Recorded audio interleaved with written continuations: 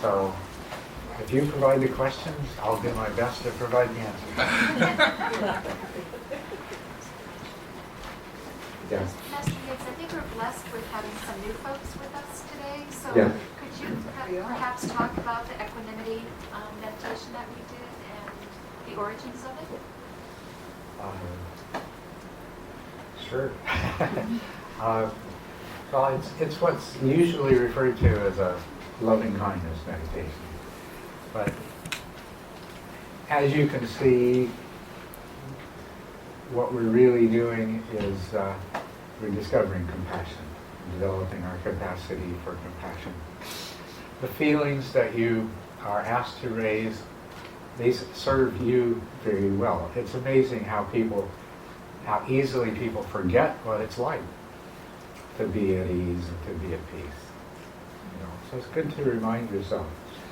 This particular practice, we recommend to include it as a part of your regular practice with whatever frequency seems appropriate to you. And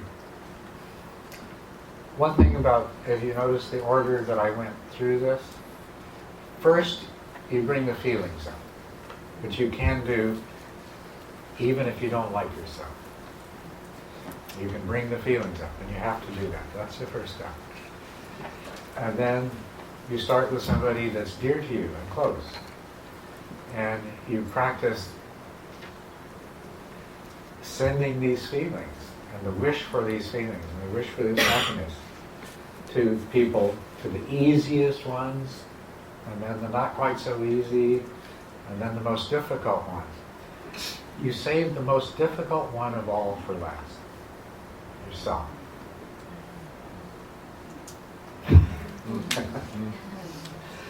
Because it is just, it's so common for all of us, in spite of all of our self-cherishing, even while we're self-cherishing, as a matter of fact, even at the root of much of our self-cherishing is the sense that somehow there's something wrong with me. I'm flawed. I don't deserve this. And a lot of our self-cherishing is just in compensation for that. Just because deep down in our heart we feel like we're not such a good person and we don't deserve happiness and all that sort of thing. And so you save yourself for last in this process. But this is a very powerful practice. It changes the way your mind works. She asked about the origins. What's that? She asked about The origins? Well, the precise origins of the practice, the way I do it, I know who it came from, but I don't know its longer history. It came from Vipassika Kemananda, which was my first Buddhist teacher. And it is a variation on the classical Theravadan loving-kindness meditation. There's several versions of loving-kindness meditation. Some of them simply involve chanting words, but the most powerful ones involve evoking feelings. And that's what this one is. You're evoking feelings, you're making it real. And there's a minimal amount of word chanting. So if you were to collect different Theravadan loving-kindness meditations, you'd find quite a variety. Everything from chanting the Metta Sutta to recitation of wishes for the well-being of beings in the north and the south and the east and the west and the northeast and the southwest and so on and so forth, and up and down and this round and that round. Right through to those that like this one, that involve learning to activate the parts of your brain that are responsible for compassion, love, sympathetic joy. And you mentioned equanimity. Equanimity is a long-term outcome of this practice. But when you practice sending those same wishes that you sent to somebody you love, to your worst enemy, This moves you a long way in the direction of equanimity. And admittedly, it may be hard to do it first, and that's all right. Absolutely do not blame yourself. But if you keep doing it, you'll find it easier and easier to do, and that's what's important. It's not important how difficult it is at first. It's only important that it becomes easier.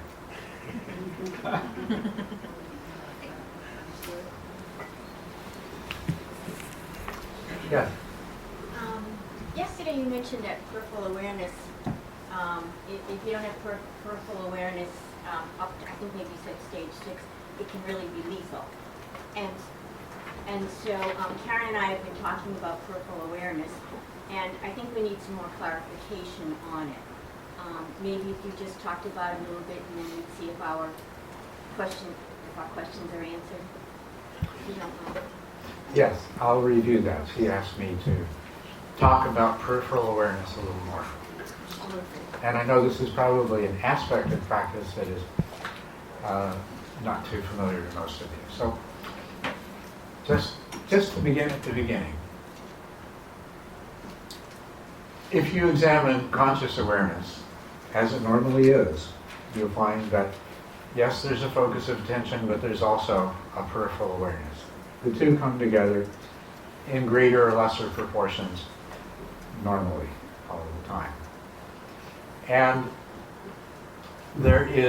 it's very easy to take up a meditation practice, especially when it's given a label like concentration or something like that, and only concern yourself with the attention aspect, but not the peripheral awareness aspect.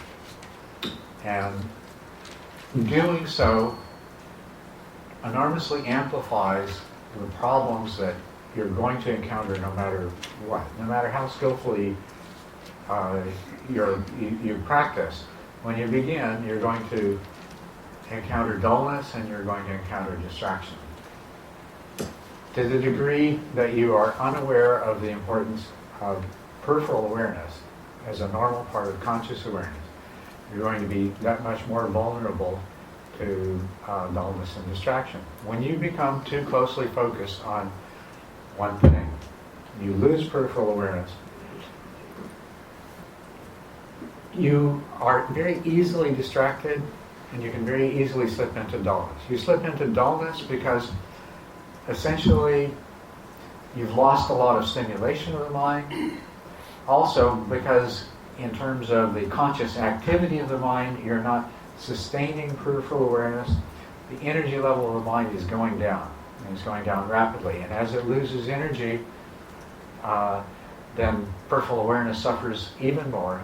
The degree of peripheral awareness that was there when you began diminishes.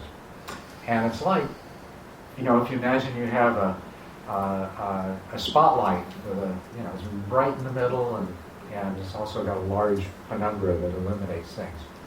You know what happens when you turn the current down to the light?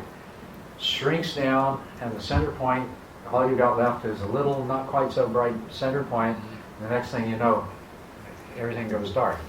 And that's what you experience in meditation if you don't sustain peripheral awareness. Likewise, if you don't sustain peripheral awareness, you're more vulnerable to distraction. Because if we look at the contents of peripheral awareness, we might divide it up into the problematic contents and the beneficial contents. The problematic contents are things like sounds and other bodily sensations, thoughts, memories, things like that, that serve as distraction. The beneficial component of peripheral awareness is that to some degree it involves being aware of what you're doing and why you're doing it.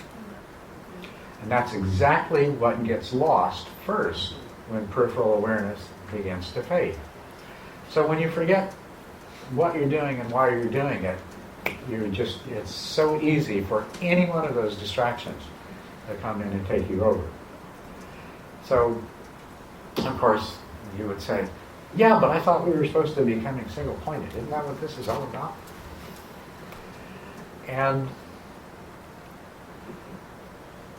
there is a point where single-pointedness is appropriate. But if you practice in a way that is single-pointed or attempts to be single-pointed before you have developed the other mental skills that are necessary, it's never going to work. You're going to fall asleep, or you're going to find yourself, in Disneyland of the mind. So there's a place for single-pointedness, but you have to work up to it. In terms of the stages of meditation, the very first place, the very first time that you want to attempt to achieve single-pointedness is in the 6th stage, when you've already completely overcome subtle distraction and you've completely overcome subtle dullness, and you're in the process of overcoming subtle distraction. When overcoming subtle distraction equals becoming single-pointed. That happens in the 6th stage. To do that before only complicates the issue and makes it more difficult. The other thing with this issue of single-pointedness versus peripheral awareness is it's very easy to get the idea that the point of the practice is single-pointedness. It is only a means to an end. That's all. And it's only appropriate in a certain segment of the practice. Now, somebody that's managed to get to single-pointedness and never got beyond may not know that. And they may very well go and perpetuate the idea that, well, we do this practice so that we can become single-pointed. We don't. We do this practice so that we can achieve attentional stability and mindful awareness. And part of maximizing our attentional stability is to do some single-pointed practice. It's a tool along the way. And once you are capable of single-pointed practice, you are capable of the much more valuable things in addition to single-pointed practice. These include being able to follow anything that arises in your mind and follow it in specific ways. Once you've gained this degree of skill, you can watch each sensation and each thought that arises in your mind. You can watch the mind's reaction to it, what the feeling tone is that comes with that. You can see whether or not it elicits some degree of desire or aversion. And you can see as it fades away. This is the benefit of gaining that degree of attentional stability. You can, once you have this degree of skill, you can open your awareness up and you can allow anything to come and go. And instead of having your attention coalesce around one thing or another at the expense of everything else, you can stay completely open and see everything that's there. That's the benefit. Single-pointedness itself, the one thing in itself that it is conducive to, which is very valuable too, but is still something different, is the meditative absorptions, the jhanas or dhyanas. And you enter the first jhana in a state of single-pointed focus. But except for very lightest jhanas, all the subsequent levels of jhana are attained by letting go of the meditation object. You're only single-pointed in the first jhana. So you see, single-pointedness itself, it's this wonderful, useful tool. Don't get hung up on it. Don't try to get it too soon. And it's not what it's all about. It's a really useful training tool at the right stage in the process. And it helps bring your mind to a state where it has a tremendous capability to understand impermanence, the capability to understand emptiness.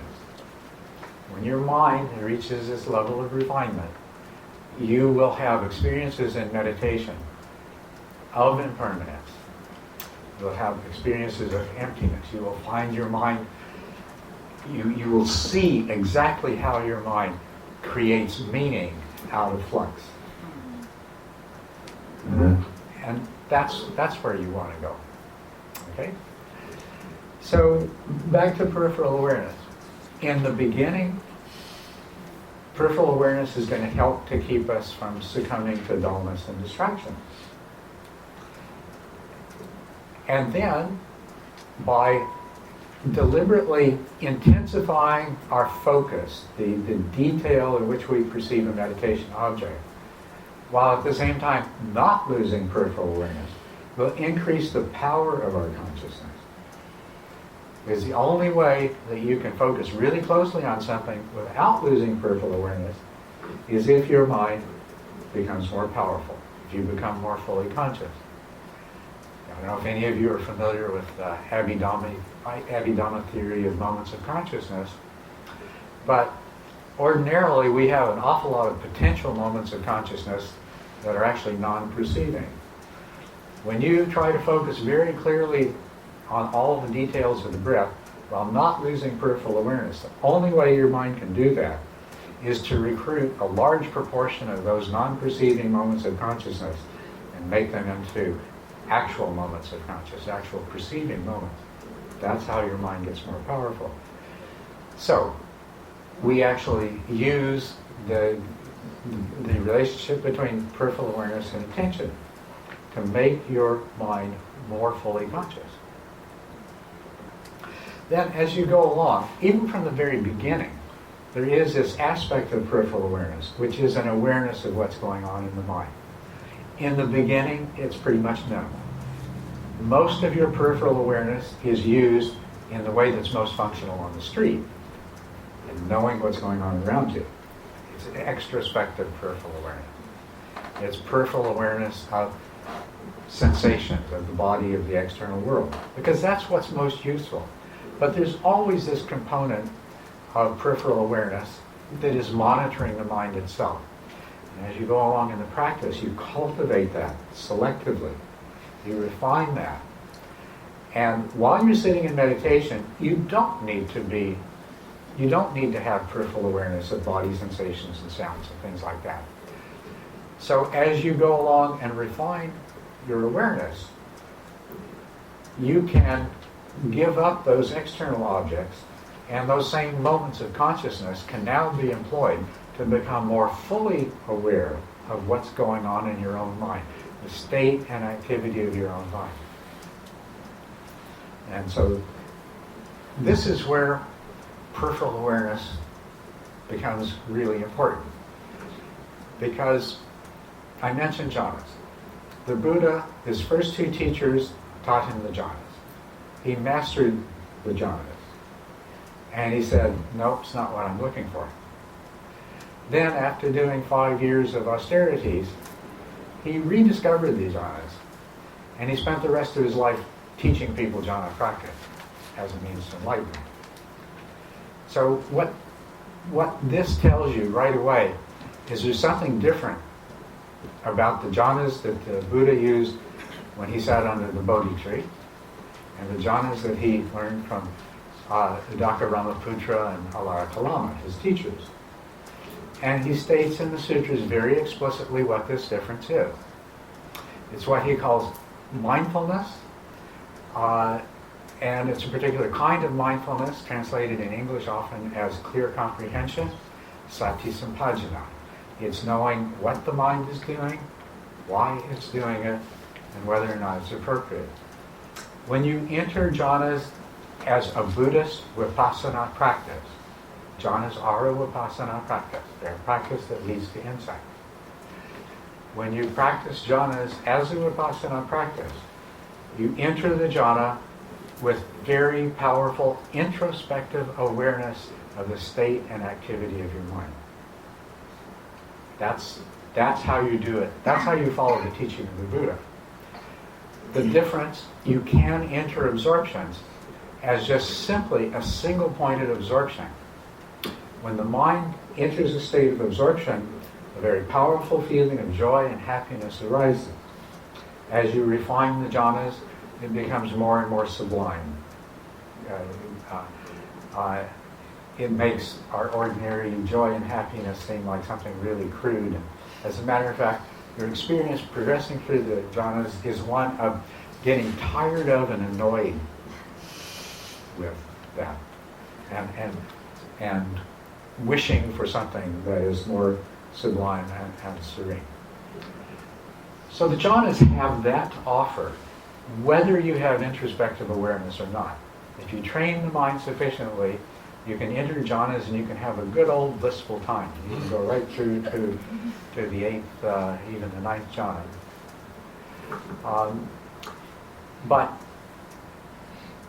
for it to serve as a vehicle for awakening, you must add to your jhana practice the fact that you have introspective awareness of the state and activity of the mind. And this is a very special kind of peripheral awareness. And so what I'm telling you is peripheral awareness is there before you began, and in this whole process you're going to refine peripheral awareness and you're going to use it, and it's going to become an important part of what eventually brings you to those insights that lead to awakening. That was probably more of an answer than you wanted. No, that's great. Fabulous, Karen. It's kind of a follow-up. Last evening when I was meditating, I think I was getting dull, and someone coughed behind me. I practically jumped out of my skin. I think, so if I was more peripherally aware, I wouldn't have had that jolt response. That's absolutely true. Subtle dullness. One of the clues to subtle dullness is the startle reaction.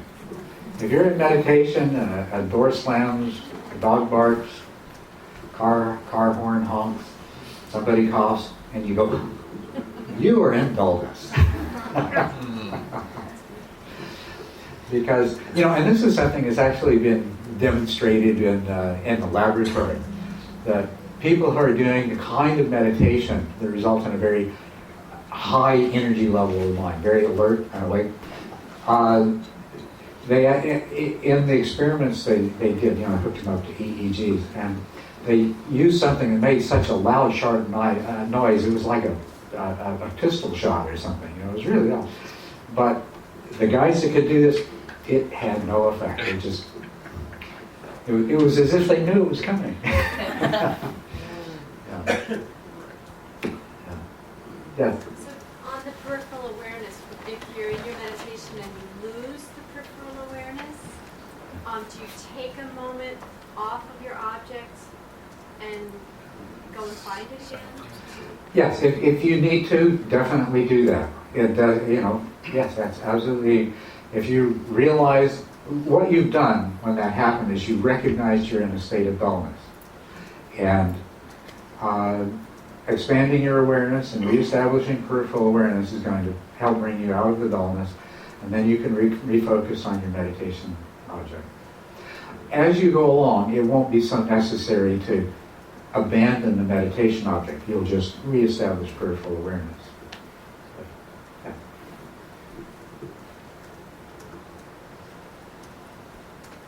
Yes? Could you maybe talk a little bit about preliminaries to meditation? If you practice them? Yes. There's different kinds of preliminaries. One kind of preliminary that I think is very useful, and I know you've probably been taught some specific system of preliminaries. So I'll just speak to you in general and you can see how it fits in with what you've learned. One way of doing preliminaries, preparing yourself for meditation, is to remind yourself of why you're doing it. Be really clear on why I'm here today meditating. And the second thing is to be really clear on what you're going to do. Especially if you have a variety of different practices, decide in advance what you're going to do. Don't get 10 minutes into your meditation and decide, oh, well, this is not working very well today. I think I'll do such and such instead. Decide in advance and stick with it. Then, if you have a map, which is what the 10 stages are, if you have a map, you have some idea of where you are in your journey. You have some idea of the problems that you're likely to encounter and of the skills that you're in the process of refining. So, first of all, is be clear on what you expect to do in your meditation today and form a strong resolve that you're going to do your absolute best. And then the next step is to let go of all expectations. Okay, based on what's gone before, this is what kind of meditation I think I'm going to have, and I think I'm going to be working on this. But if it turns out totally different, that's all right too. I'm going to still do the best practice I can. Then it's good to examine your mind. What's going on in your mind? What are the things that are most likely to be distractions or pose a problem of one form or another? And acknowledge those. Confront them. Say, okay, this is probably going to come up. And when it does, I'm going to let go of it. That helps a lot. You might not think of everyone in advance, but all of the ones that you did think of are going to give you a lot of resolve that's going to help you when something that you didn't think of comes up. So this is part of a preparation for your practice. It's very powerful. And so once you've done that, you make sure your posture is good and you're comfortable, then you can go ahead and begin to meditate. Now that's one kind of preliminary. There's another kind of preliminary that you can do that is extremely valuable. Often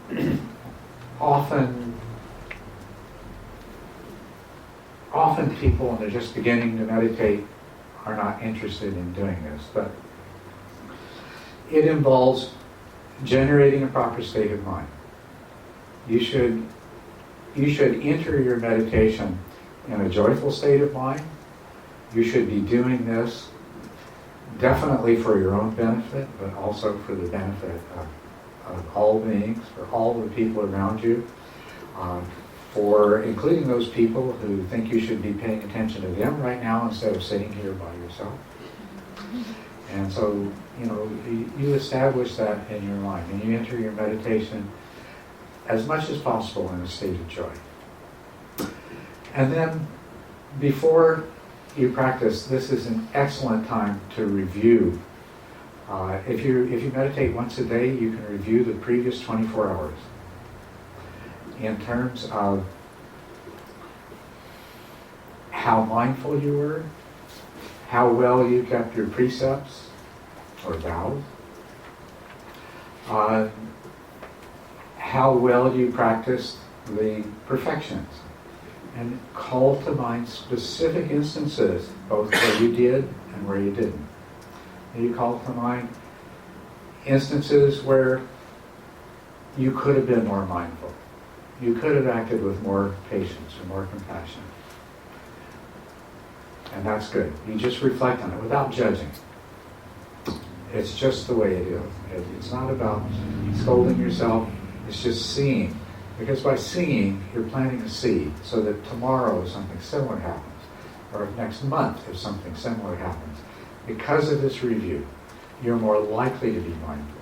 You're more likely to respond more appropriately to whatever situation has come. Okay? But also, you need to make sure that you call to mind all of your successes, all of the times when you were mindful, more mindful than you have in the past, where you practiced generosity or patience or one of the virtues, where you remembered what you're on about. Because reviewing and recollecting those is going to positively reinforce the same process. That too is going to make it far more likely that tomorrow or next week or next month, when similar situations arise, you are mindful and you do what's appropriate. This process of reflection can and should be a part of your practice. If there are things that you've done in the last 24 hours that are sources of worry or remorse, then you need to examine those things. You need to, are you familiar with the 4 powers? Practice the 4 powers. You're going to resolve, no, I'm not going to do this anymore. I'll do my best not to do this anymore. I might, but I'm going to do my best not to. Right? And if there's anything that you can do to make reparations for what you've done, then you make that commitment that after your meditation is over with, you're going to do that. You're going to do your best to make things right. So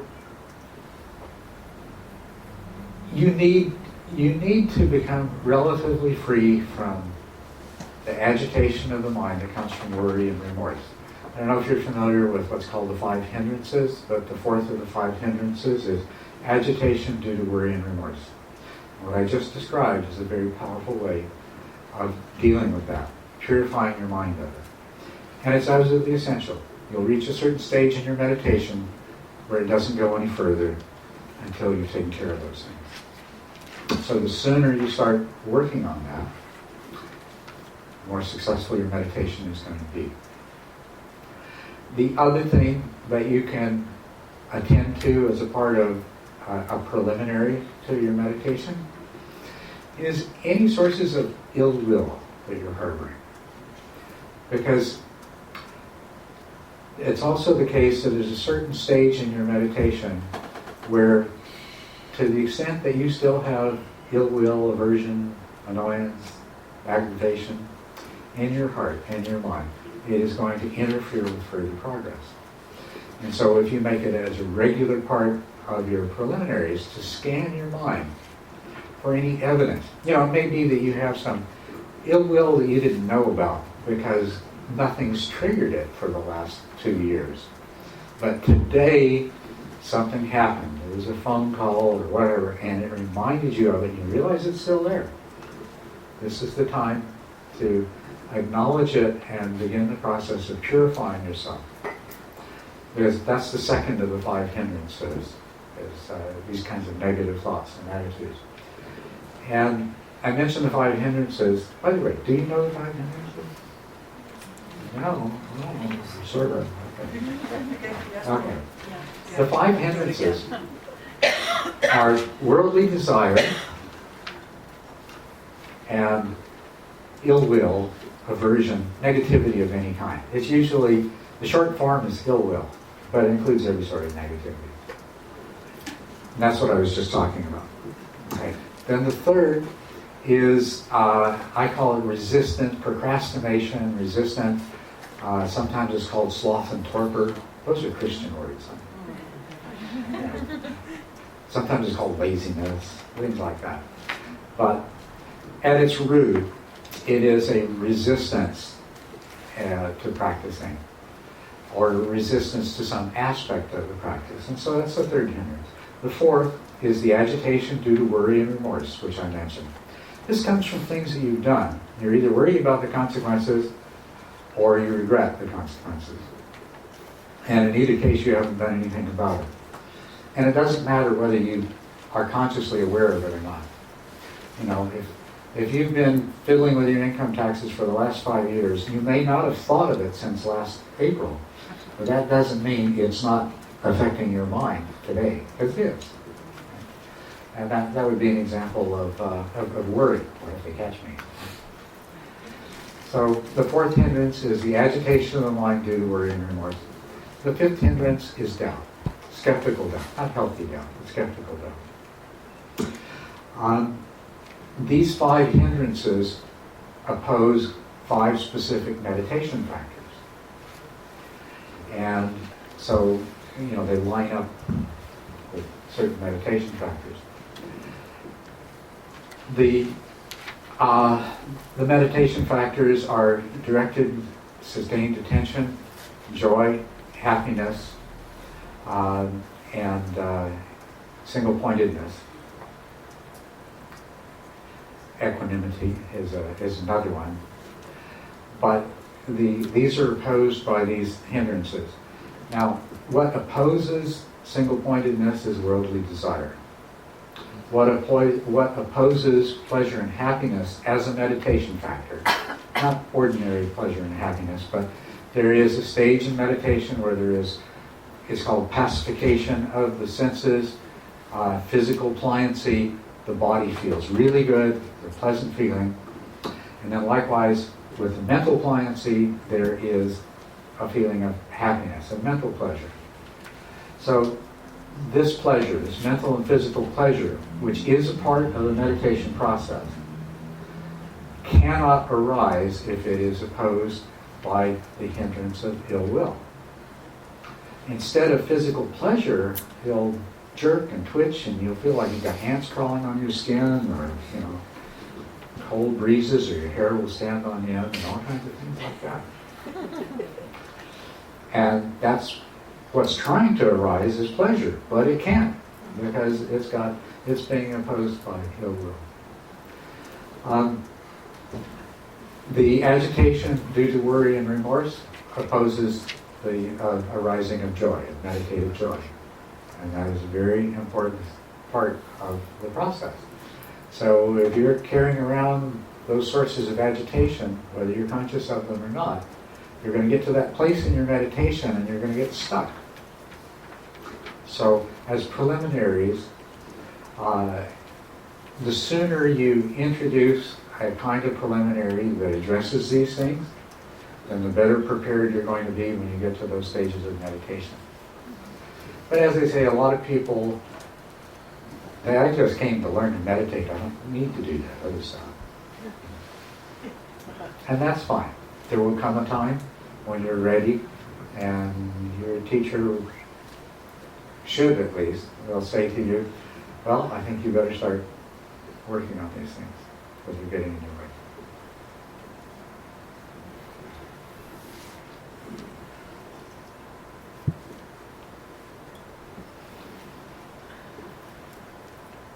Yes. I'm sort of worried about talking about this, but I did a retreat for 2 days on my own, and my teacher gave me the assignment to do the 4 immeasurables, and I succeeded. I did an hour and a half, and then took a break, and maybe 4 to 5 times a day, whatever I could do. Did all the preliminaries and everything. It was really boring. It was really hard, and I probably could have done more, but I just never wanted to do it again. And I started investigating whether I really meant what I was doing, or the people I was saying it to, because it's the equanimity and the happiness and longing for no suffering. And just how many years, how many eons. Let me talk I about wanted that. to succeed, but I have to. I'm putting out a can of worms. So No. This is a good thing you raised. I'll tell you about my own experience. I was taught preliminaries as a formula. I'm one of these people who talk about that, and I didn't see any point in this. I tried it. It was boring. It was tedious. It seemed stupid. It seemed useless. It was a formula. I sit there and recite this formulaic thing. So, I didn't do it. And then I got to the stage of my meditation when I learned what it was really for. And I learned that it's not a formula. And it's too bad that it's taught that way. It has to come from the heart. It has to be sincere. It's a process of genuine, deep reflection. Soul searching, if you will. And soul searching that leads to making changes in what's happening in your mind. The things that I talked about, they have to make changes. You can't just verbally confess to yourself that, oh, I did this and I did that. It's not going to do any good. You have to, deep in your heart, want to change. You want to change enough that if there's somebody that you can call, or something you can do, if there's something you can return, if there's something that you're willing to do it, then your preliminaries, totally different thing. They're really powerful. So, And it's the same thing with the practice you mentioned. The Brahma Viharas is what they're called, and you call them the four immeasurables. But very often, way too often, you will be taught those practice as a formula, as a boring, tedious recitation. And that's not really what it's about. You know? So if you get to the heart of what it is, you'll find it's both the preliminaries and the practice of the immeasurables are something much, much more powerful, meaningful, actually much easier to do. I hope that helps. Yes? So is it much more powerful if you just stop beating yourself up? Yeah, that actually, you know, that's almost the very first thing you should do, is stop beating yourself up. Yeah. Because the more you beat yourself up, the more you're reinforcing the sources of the problem. It's to change yourself or to change the world, either one. The first step is to accept the way it is.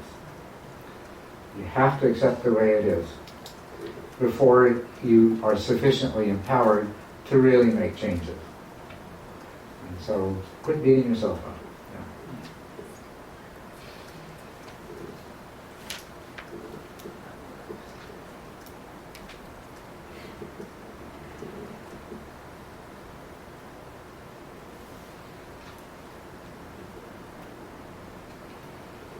There must be more questions. There are. So as part of the preliminaries that we do, we bring our guru, our lama, or our holy being to join us. And I personally find that very helpful. Mm-hmm. So is that part of the preliminaries that we should do? That's part of the preliminaries for if you do guru yoga, yeah.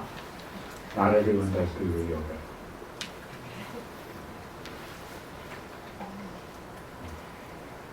Yes. So what are your feelings about guru yoga?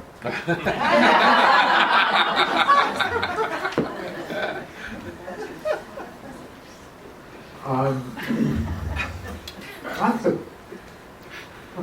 a big question. It's a thorny issue.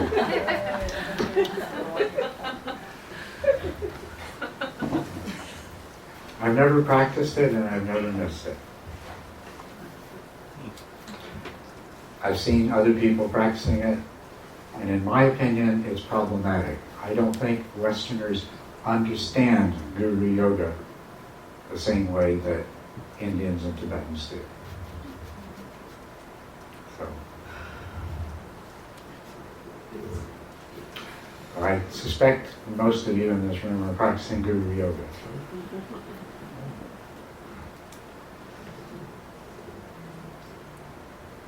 May it serve you well. Yes? I think that Westerners probably can practice guru yoga. They just have to replace whatever it is that they're using right now. What they should. Yeah. There are, yeah, I think, you know, we really do come from very different cultures. And that's where the problem is.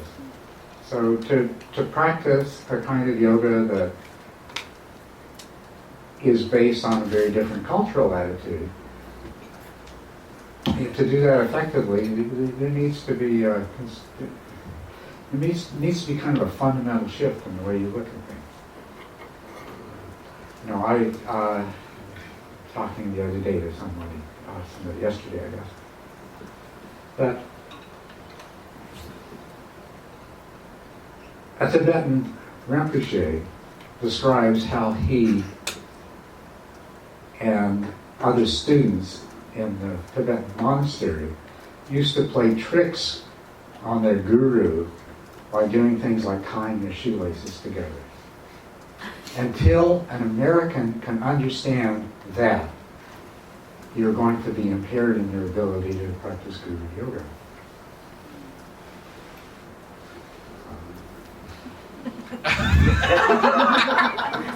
Can you take that a little further?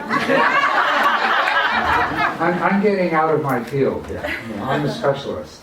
As I say, I've never practiced Guru Yoga.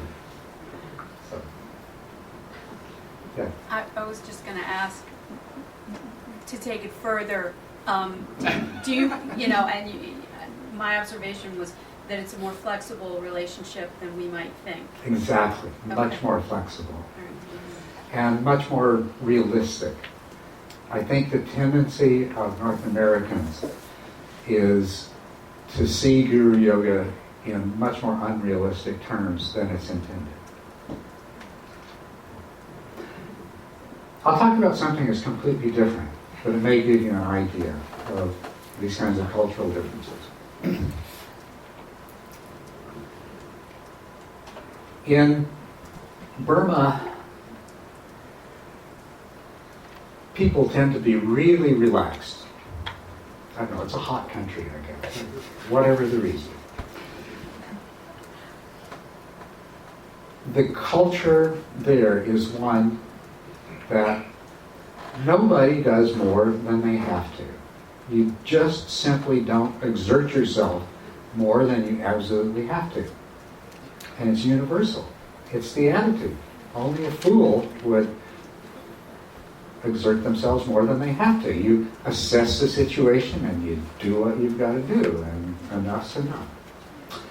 So in a Burmese monastery, the teachers are always admonishing the monks and the lay people that come to practice to work harder and to try harder and to be more diligent. But then, in the 60s and 70s, they had a bunch of Americans that went to Burma and went into these monasteries. And they would say, work harder and try harder and strive more diligently. And these people started having nervous breakdowns. Because in our culture, it's different. They were already willing to probably work harder than most of the Burmese monks. And so they didn't need somebody saying.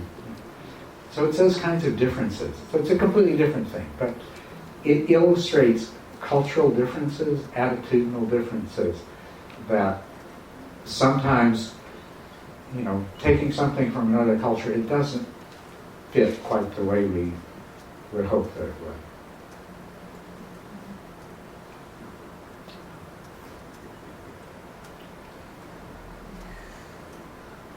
Yeah. On that note, Yeah. I was wondering about, do you feel the importance of a teacher? I mean, in Guru Yoga, we have practices that most people know about here, but then there's the importance of taking yourself to a teacher. Of taking, Yourself to a teacher. yeah. And I'd just like to hear what your thoughts are. As possibly different than Guru Yoga, or if it is different.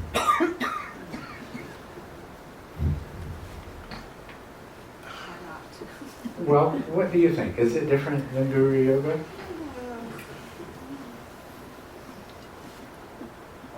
Well, you could be taught in a way that's instructional but isn't necessarily Guru Yoga. Does that make sense? If you wanted to learn calligraphy, you'd probably look for a teacher, right? What kind of teacher would you look for? Skilled calligrapher. What's that? A very skilled calligrapher. Yeah, somebody who is skilled in calligraphy. And if there happens to be 4 calligraphy teachers in your town, what criteria would you use to decide which one that you would follow as a teacher? You'd look at their calligraphy, Yeah. sure. But they probably all look pretty good to you because you're not a calligrapher. So that might help, might rule out one of the four or something. I don't like this style. But what other things would you look for?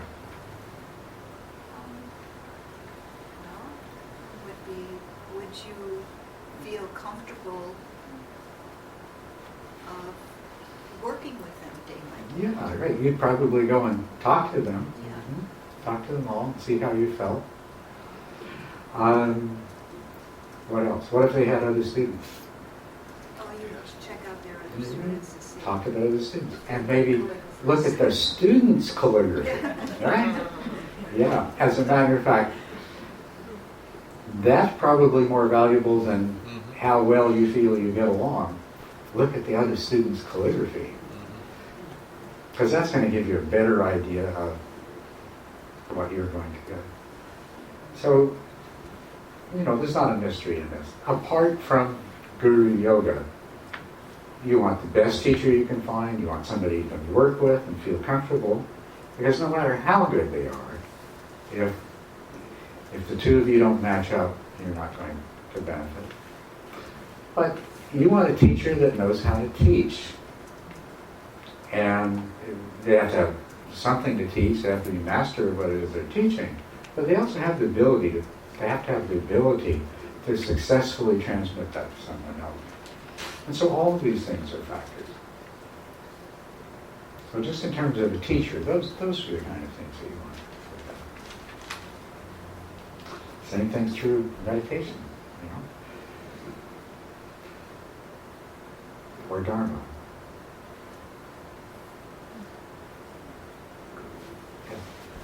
You talked about the breath as your preferred meditation focus because it's spontaneously arising.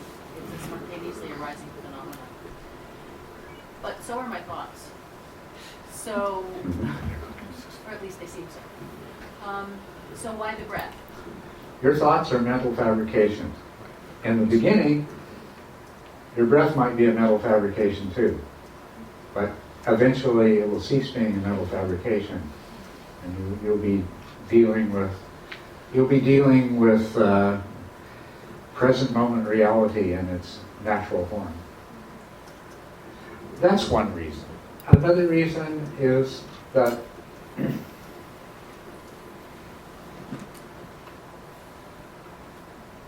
the whole purpose of a meditation object, it's just a tool. It's just something to anchor your attention on.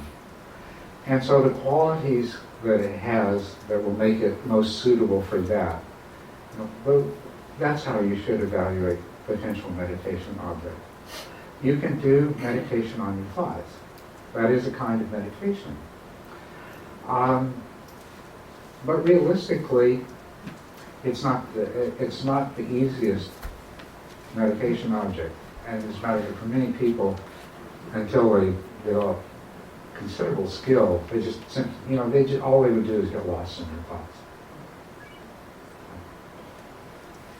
For some of us who've been studying in this lineage, spontaneously arising is an image of our guru. Karen was talking about, and I can't tell for myself in the last couple of days if I've been struggling against the breath because I think I mentioned to you the breath gets a bad rap in our lineage a little bit as a meditation object, or but also the image of the guru does get heightened for us, and so I can't tell if my struggling against the breath is just a mental affliction or if it's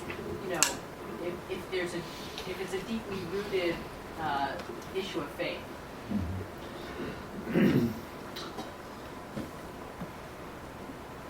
It's most likely just a habit of mind. You're used to one thing and switching to something different, especially if you've been told things.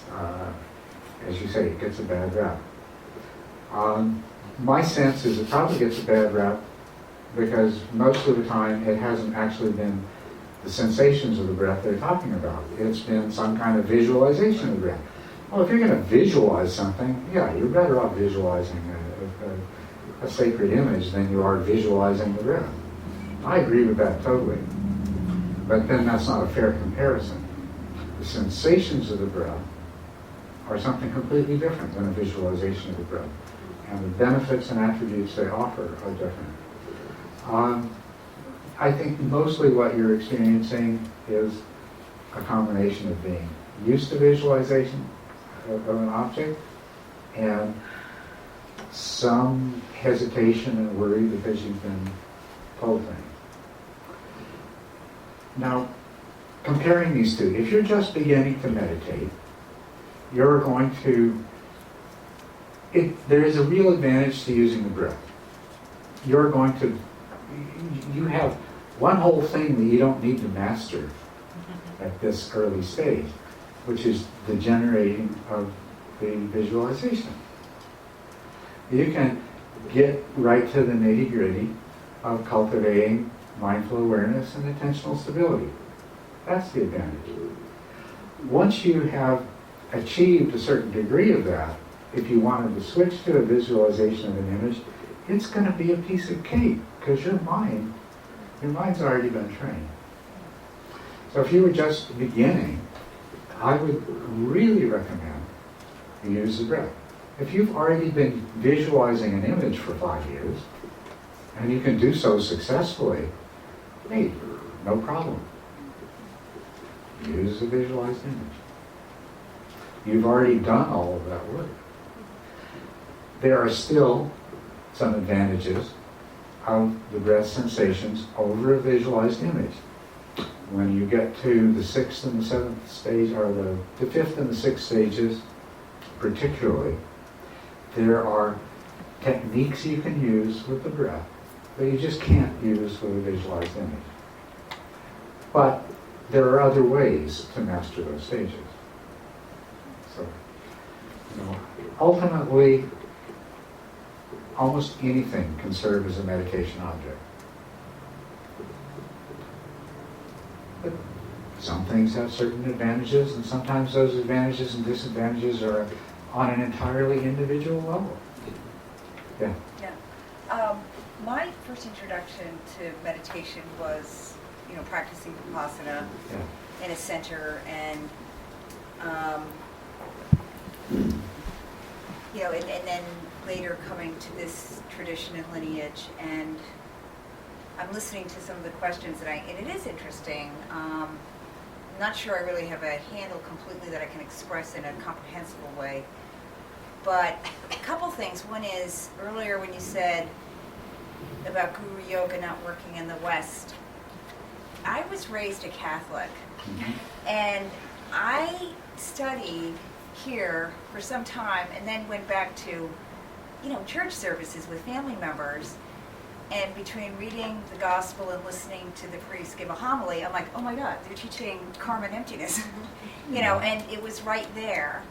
And then I reflected more on, in particular, my mother and my grandmother and their special devotion to the Blessed Mother and the saints, and reflecting further, what I realized is if I hadn't had the experience of being a student of the Vipassana, tradition, and learning how to, cultivate stillness and